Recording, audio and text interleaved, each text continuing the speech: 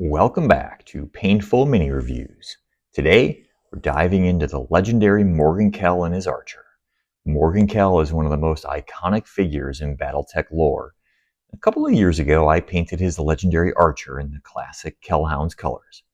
Recently, I asked my wife to review my paint job, so stay tuned for her full thoughts on it. Morgan Kell was not only a skilled mech warrior, but also a shrewd political operator. He established one of the most famous mercenary companies in the Inner Sphere and took part in many pivotal battles throughout his lifetime. However, he is perhaps most famous for a single engagement during the Third Succession War on a planet called Mallory's World. Even if Morgan had done nothing else in his long career, that moment alone would have made him a legend. We'll get to that in a bit. Morgan Kell was born in 2986 in the Lyran Commonwealth and attended one of the Commonwealth's elite military schools, the Nagelring Academy. He graduated near the top of his class, and his younger brother Patrick followed in his footsteps a few years later.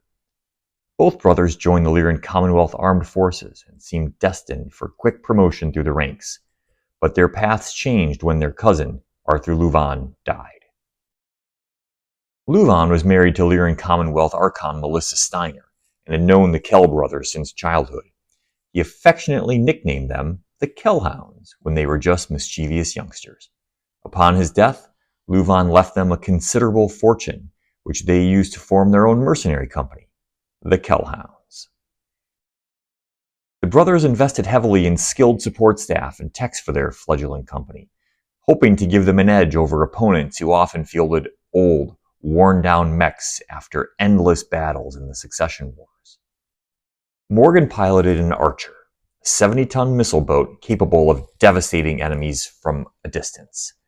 The Archer was a formidable machine, but it was Morgan's uncanny ability to avoid enemy fire that made him almost untouchable. In 3016, the Kellhounds found themselves on Mallory's World, facing off against House Kurita's second Sword of Light and its legendary commander, Yorinaga Kurita, who was determined to destroy them. In a desperate bid to save his forces, Morgan challenged Yorinaga to a one-on-one duel. Kurita quickly gained the upper hand, relentlessly pounding Kell's archer until it fell to its knees. Yorinaga's gray warhammer moved in for the kill, unleashing a devastating alpha strike that should have ended the duel and Morgan's life. Incredibly, Kurita missed with every weapon. When he fired again with yet another full alpha strike, he missed once more. It was as if Morgan's archer simply vanished from Kurita's targeting systems. No one has ever fully explained what happened that day. Morgan's so-called phantom mech ability has been debated for over a century by military scholars, school children, and conspiracy theorists alike. That duel on Mallory's World cemented Morgan Kell's place in history as one of the most enigmatic and respected mech warriors in the Inner Sphere.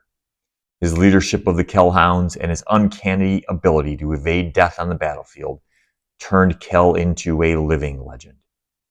Whether you believe in the phantom mech or chalk it up to extraordinary luck, one thing is certain: Morgan Kell's story is one of the greatest in Battletech lore. Now, let's take a look at my Morgan Kell Legendary Archer.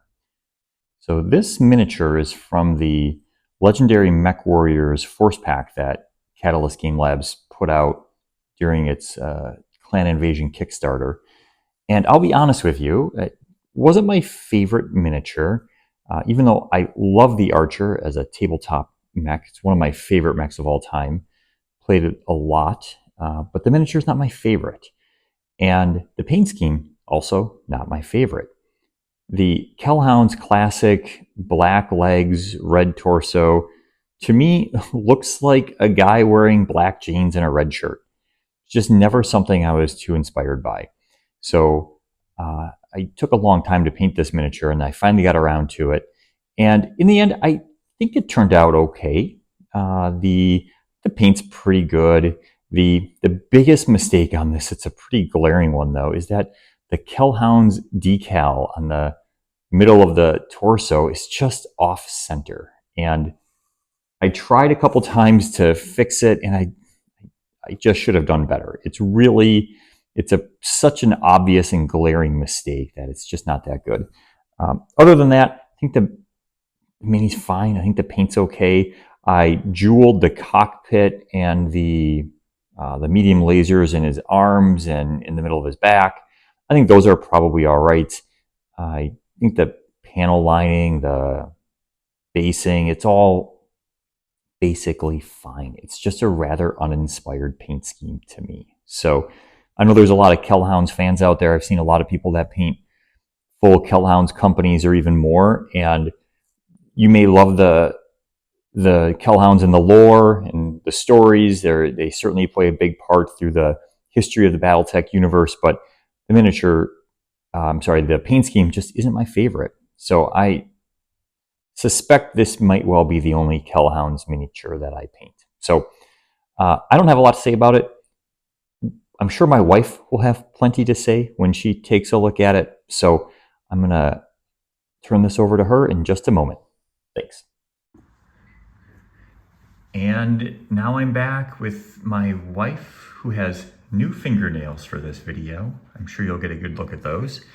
And she will be reviewing my painted miniature of Morgan Kell's Archer. Well, one question I have is, why is it just called an Archer and these other ones had a more specific name?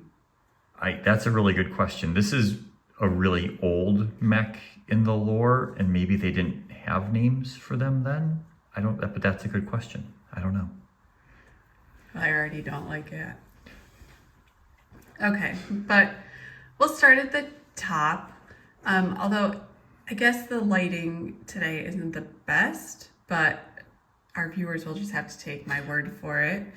But we'll start here with these flaps, which you do have, but unfortunately yours are just red underneath, whereas in the book there's definitely black and red lines. Yeah, I think that's right. So you're definitely missing right from the get-go.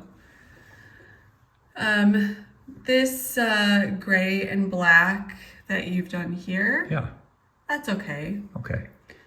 I see that this is a decal, you didn't That's a decal, freehand correct. it.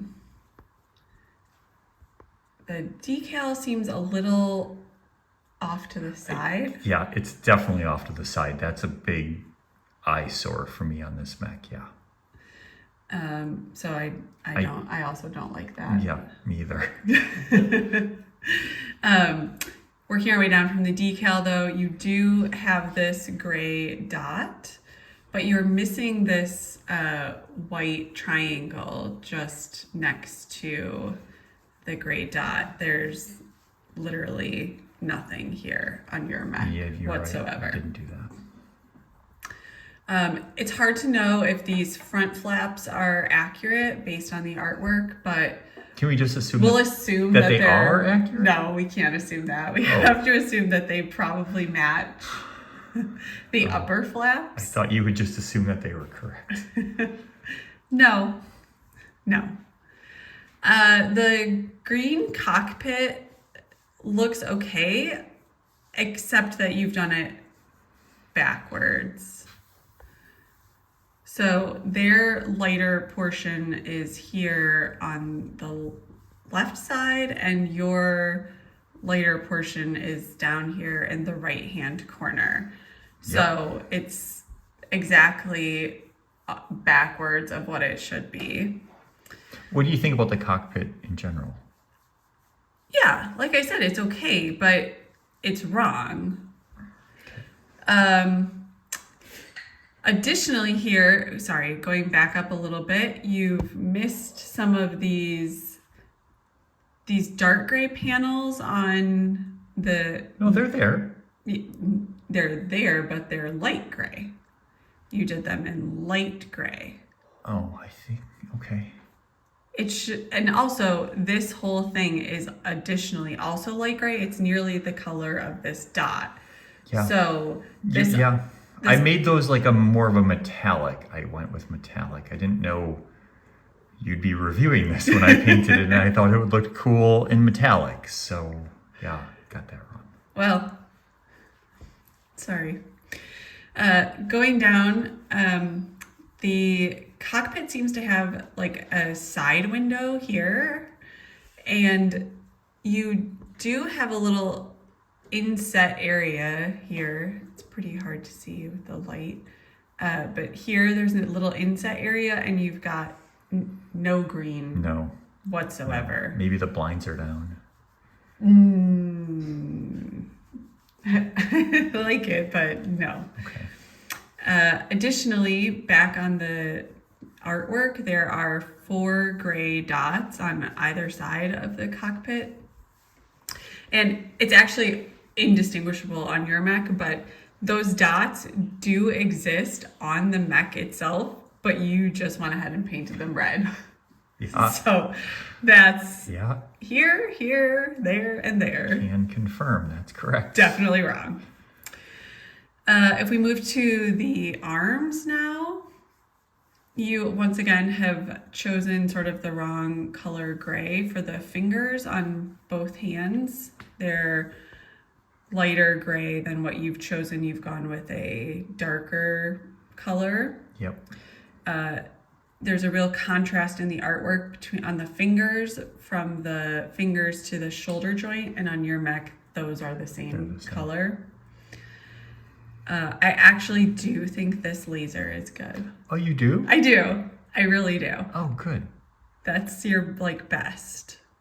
My best laser or best thing on this mech? Thing on this mech. Okay. If we go to the other arm, though, there's like a small white outline here on this arm, and you're missing that completely. Yep.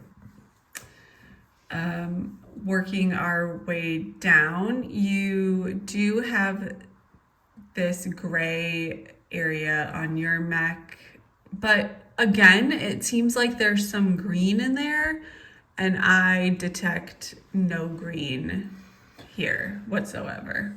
Yeah, it does look a little bit green now that you look really closely. Yeah, that's right. That's my job, to look closely. So going down the legs, obviously the font is not a match. But I think it's pretty good. It's okay, but you needed there's no bottom on the 1 on the artwork, and the 7 has a little slash in it, so it's good, but both numbers are wrong. Okay. That's going to be hard to get the perfect font in decals, just in general. I feel like this is going to be a very common observation. Well, it doesn't mean it's wrong. No, it doesn't mean it's wrong at all. So then continuing down here on the artwork, there is a small sort of hazardy little stripe in this know what that thing is. quadrant, and there's nothing here on your mech whatsoever. Look how small it is. Yeah, okay. Yeah, okay, but you could have just done like a white dot here and been fine. You could have just done a little yellow slash here. I'm not sure a white dot and a yellow slash is going to satisfy you, but I could have tried, I guess. Yeah, but now you have nothing, so it's definitely unsatisfactory. We have these same sort of odd little partial squares, little frames, I guess, here on this leg, and you also have nothing. You have more of a weathered look on your leg than this leg is. So could you tell me that they were weathered off? Yeah, that's what I went for. Oh, that's what you were going for? Yeah. Okay. I wasn't going for that. There's a hazard stripe down here. More hazard stripes. That's been a real problem for me. It's very for me. faint on this leg, even in the artwork, but there is a hazard stripe there as well, and you have exactly 0 hazard stripes. So that's a continuing, ongoing problem. Now, is this sort of funny because these areas, like the ankle joints, I guess, are very dark, and you've now chosen a lighter gray.